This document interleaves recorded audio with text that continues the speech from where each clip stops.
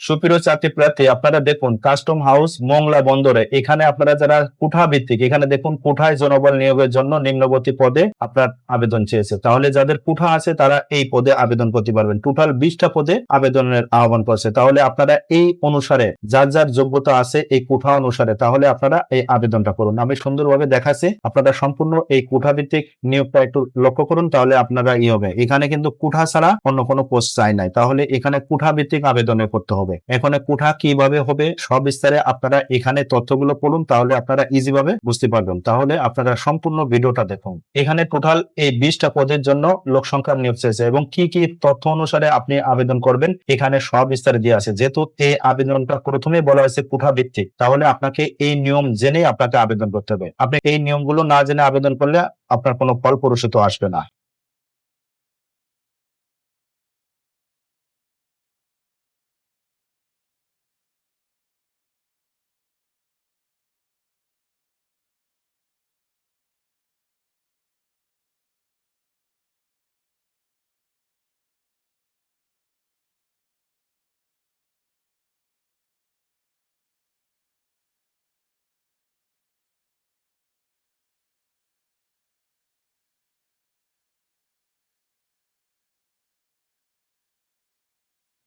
তাহলে বন্ধুরা, আপনারা এই কোঠা ভিত্তিক নিয়োগের যাবতীয় নিয়মগুলো পড়ে তারপরে আপনি আবেদন করবেন। আর সবসময় মনে রাখবেন, আপনার এই আবেদন পত্রের সময়টা হলো, আপনার এই চাকরির আবেদন পত্র সময় হচ্ছে দেখুন 1/4/2026 তারিখ থেকে শুরু হয়ে আবেদন পত্র শেষ হবে 30/4/2026। তাহলে আপনি এই তারিখের ভিতর আপনার যোগ্যতা অনুসারে আবেদন করুন। সেই প্রত্যাশা রেখে আপনারা ভালো থাকুন। আল্লাহ হাফেজ।